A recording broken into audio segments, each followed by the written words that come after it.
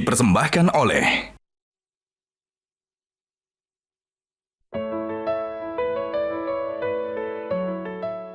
dunia semakin terhubung dan kemajuan suatu bangsa tidak bisa berdiri sendiri. Islam sejak awal telah mencontohkan kerjasama antar bangsa dalam perdagangan, ilmu pengetahuan, hingga diplomasi.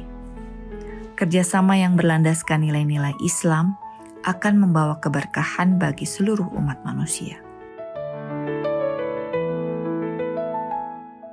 Bismillahirrahmanirrahim. Assalamualaikum warahmatullahi wabarakatuh. Waalaikumsalam. Bede, kali ini kita membahas mengapa etos dalam Islam itu sangat penting untuk mencapai keunggulan.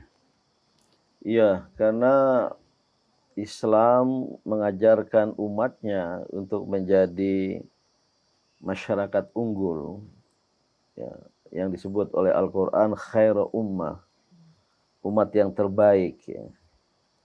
Karena pernyataan Allah Subhanahu wa ta'ala tentang predikat umat Islam sebagai khairu ummah, maka ya, umat Islam harus unggul. Ya. Istilah unggul itu kan di atas dan mengatasi. Ya. Ada ungkapan ya, Islam ya'lu wa la yu'la alaih. Islam itu tinggi dan tidak ada yang meninggikannya. Dalam arti harus unggul. Dan juga ya konsep Islam tentang ihsan, ya. Berbuat yang terbaik, iman, Islam, ihsan. Walaupun ada penjelasan ihsan dalam kaitan beribadat pada Allah agar seolah-olah kita melihat Allah, karena walaupun kita tidak melihatnya, Allah melihat kita. Tapi ihsan itu mengandung arti bahasa Inggrisnya superlatif. Superlatif.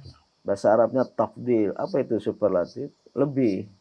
Bahkan yang terbaik. Ya. Kalau good, baik. Kalau terbaik, the best. Nah, unggul itu mengandung arti superlatif. Menjadi yang terbaik. Menjadi yang termaju. Gitu. Ini tentu merupakan ajaran Islam. Karena tadi sudah saya katakan, Islam, Al-Quran menyuruh umatnya atau menyatakan umat Islam itu sebagai umat yang terbaik atau umat yang unggul dan berkeunggulan. Tapi kondisi yang diceritakan Mas Jin bahwa umat Islam itu sempurna dengan ajaran-ajarannya yang mengenai etos untuk menjadi unggul. Tapi mengapa masyarakat kita, terutama masyarakat Islam ini masih merasa kami itu kurang? Ya, jawabannya karena mereka tidak memahami hakikat ajaran Islam, tidak memahami, bahkan mungkin tidak tahu ada pernyataan Allah bahwa umat Islam itu adalah khairu ummah. Atau sudah tahu karena sudah pernah disebut oleh para penceramah, tapi tidak paham dan tidak menghayati. Dan ditambah lagi tidak tergerak untuk mencapainya. Inilah kesenjangan antara ajaran-ajaran Islam yang agung dan luhur dengan kenyataan perilaku umatnya yang tidak mengamalkan ajaran Islam.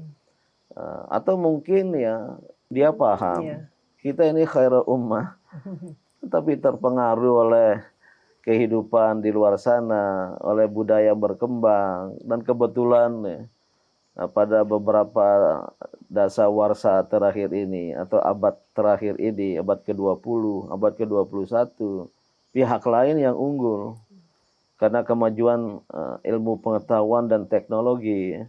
Mereka unggul, mereka menguasai dunia. Kita kemudian terjebak, ikut-ikutan, dan bahkan bertekuk lutut istilahnya terhadap kemajuan, maka wawasan tentang keunggulan umat Islam ini tertutup oleh umat Islam itu sendiri. Kembali ke mengapa ya, ini yang perlu kita dalami dulu. Mengapa tadi, kalau ada kesenjangan antara pemahaman dan perbuatan, ya, boleh jadi karena faktor dalam kita tidak memahami, tidak menghayati, atau faktor luar karena kita terbuai, terpesona oleh kemajuan dan keunggulan pihak-pihak lain, ya, maka ya jawaban mengapa ini memang harus diatasi, harus dijawab, ya. Itu yang nanti kita coba diskusikan pada bagian lanjutan, ya, sehingga kita tidak kemudian terjebak dalam masalah-masalah yang tak terselesaikan. Ada masalah harus dapat diselesaikan, ya.